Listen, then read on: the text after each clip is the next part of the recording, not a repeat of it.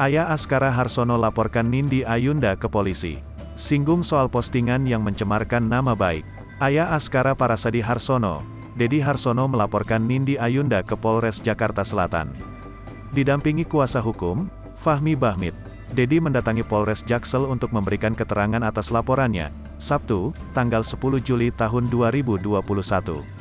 Dedi merasa dicemarkan nama baiknya oleh Nindi Ayunda.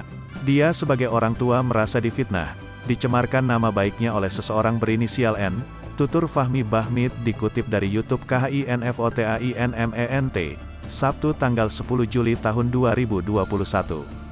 Fahmi Bahmid menyebut ada postingan di media sosial Nindi yang menyinggung nama baik Dedi Harsono.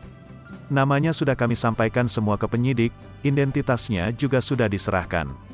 Data-datanya juga sudah kita serahkan.